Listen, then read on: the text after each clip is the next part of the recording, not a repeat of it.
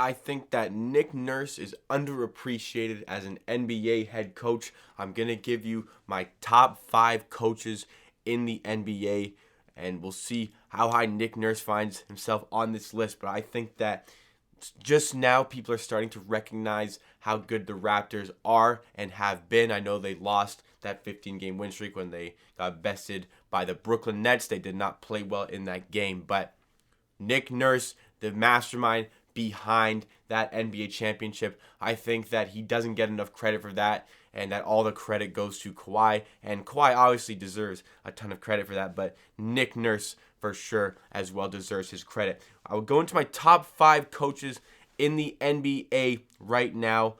Just 2 I did not include in my top 5. Number 1, Brad Stevens, because I feel like he has shown a bit of an incapability in getting the best out of his immensely talented rosters that he's had over the last couple of years. So that puts him at fault. If you're wondering why he's not in the top 5. Doing a bit better this year now that Kyrie is gone, but I think that with those teams he had, I know he got far one year getting to Game 7 of the conference final, but that is why I'm leaving him out of the top 5 here. The second one is Mike Budenholzer. I think that not enough head coaching experience, even though he's a vast amount of assistant coach experience with the San Antonio Spurs under Gregg Popovich. But I need to see this year before I can put him in the top 5. I was very close, though, to putting him in ahead of my number 5 pick. But I think Mike Budenholzer, if the Bucks get to the NBA final this year, I'd have him in my top 5. Ahead of number 5, Doc Rivers. People might think that he should be higher, but let me go over his accolades. He turned around an Orlando Magic franchise at the turn of the century from, I think he was there, 99 to 2003. NBA Coach of the Year, one year that he was there. They were supposed to be one of the worst teams in the NBA. Almost got them to the playoffs, but notoriously overachieved with that Magic team while he was there. The year he got fired, they got off to a 1-10 start. However, maybe he could have turned that around. I'm not really sure about the other parameters to do with that, but he got fired. Eventually got hired by the Boston Celtics, where he enjoyed some really poor seasons, but then when he orchestrated the trades together, 2008 NBA champion, very close to doing it in 2010. They got bested by the Los Angeles Lakers. I believe that series went to 7 games, and the 08 series went to 6 games, if I'm not mistaken. Could be wrong there, but also he's orchestrated the LA Clippers rebuild. He was there during the Lob City era, but nonetheless, Doc Rivers, very talented, could add himself another ring at the end of this season. The reason I don't have him any higher, some people might think he should be higher, is that he always needs a very good team to succeed, especially with Boston. They're one of the worst teams in the East for a while he was there until they turned it around with those trades, acquiring probably the first big 3 that was made via trade. That was through Doc Rivers, but still, vastly talented coach. Number 4 on the list, Billy Donovan, the Oklahoma City Thunder head coach. His accolades, well, they're not really NBA accolades, but I'll get to what he's done in the NBA after talking about his college days. He rebuilt the Florida Gators. He was their coach from 1996 to 2015, won 2 national titles with the Gators, 4 Final Four appearances in 05, 06, 07, and as well as 2014. Then he took over at OKC for the 2015-2016 season. Very nearly won an NBA championship there. OKC were up 3-1 in the conference final against the Golden State Warrior. You know the rest when it comes to that series. But then he lost KD. Lost a lot of star players. He lost Russ. He's lost Paul George. And yet still, we thought that the Oklahoma City Thunder were going to be one of the bottom feeders in the West, not in the hunt for playoffs, but right now they're sitting at a nice 6 in the Western Conference. And I think a lot of it is down to what Billy Donovan has done with this team, with the core that he has. And I think he's a great guy to have for the rebuilding process because of what he did with the Gators. 16 straight 21 seasons with the Florida Gators. I think this is the right guy to build around. They've got an ungodly amount of first-round picks over the next decade. I think it'd be wise to keep Billy Donovan around for that. 3-time SEC Coach of the Year with the Gators in 2011, 2013, and 2014. Lots of accolades. We'll see if he can transcend that into the NBA. I think he's doing a tremendous job right now, putting him at number 4 on my list. That means that Nick Nurse has entered the top 3. But number 3 on my list, Erik Spoelstra, 2-time NBA champion in 2012 and 2013. Obviously, this was the LeBron era. Probably made it a bit easier for Spoelstra, but no Chris Bosh en route to the finals in 2012 when they beat OKC in the finals in 5 games. And Erik Spoelstra did a tremendous job of reconstructing the Miami Heat, keeping them competitive once LeBron left. Obviously, a lot of guys can win with LeBron James. We saw with Tyronn Lue that he can do that, but we're seeing the genius of Erik Spoelstra again this season, the way he's constructed this Miami Heat team.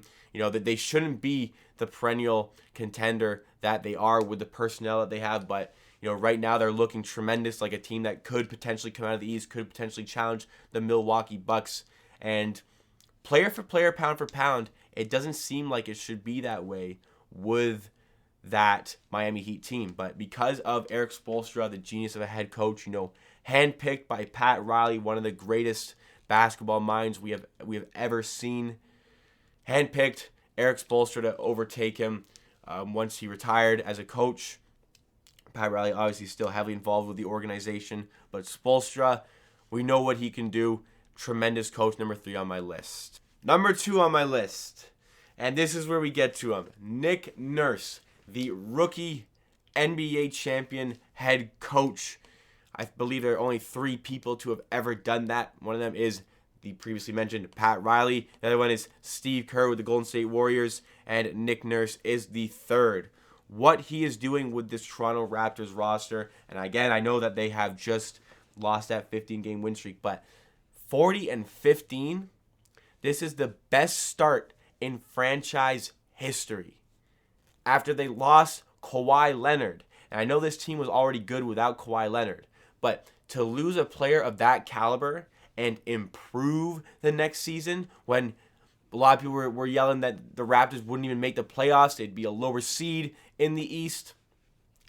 The best start in franchise history, the fastest they've ever gotten to 40 wins, the longest win streak in Canadian sports history at 15 with this team. I mean, there are sequences in games where the 5 on the floor is undrafted Terrence Davis, undrafted Matt Thomas, undrafted Chris Boucher, O'Shea Brissett, undrafted, and second-round pick Patrick McCaw. That could be the 5 on the floor, and that team would still be putting up numbers, keeping other teams at bay, if not besting the other team on the court, besting the other team's bench.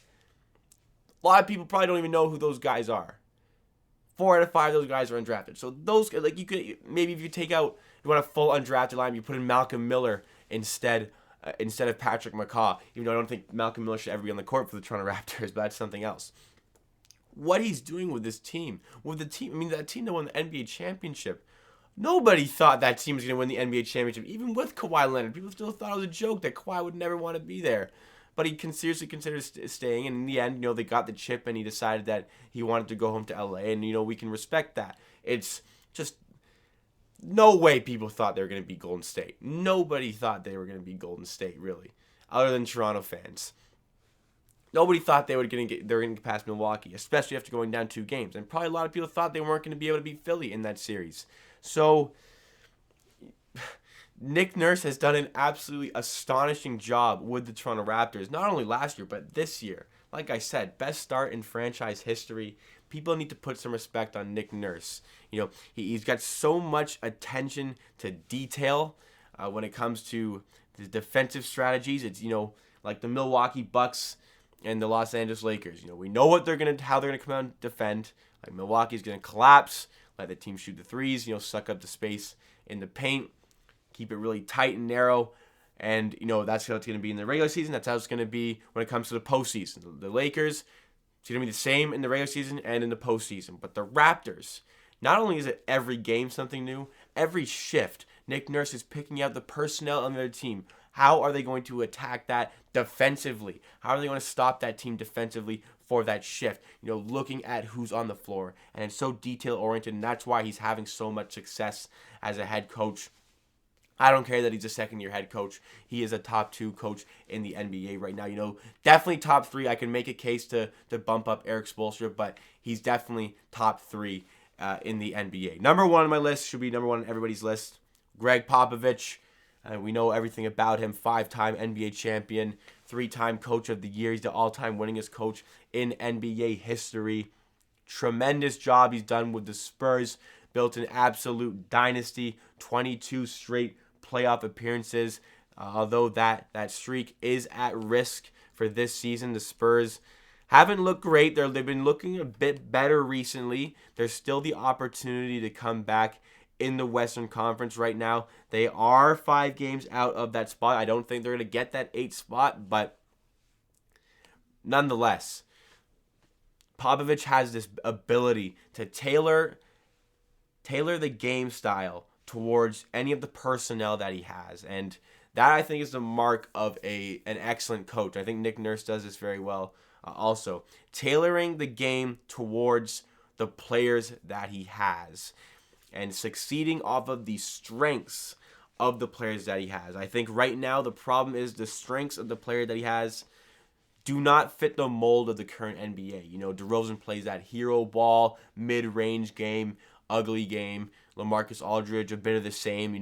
Right now it's about, pace and space, 3 and D, and the Spurs don't fit that system. I think that's why they are struggling. But take nothing away from Gregg Popovich, the father of basketball, done truly amazing things, has to be number 1. A lot of people will agree with me there. I don't think there's much discussion in that one. But Nick Nurse, to answer the question of the episode, yes, he is a top 3 coach in the NBA. I have him at number 2 right now from what I am seeing in the NBA. If you disagree or agree, you can let me know at AmateurPDC on Twitter and Instagram, the official social media of the podcast.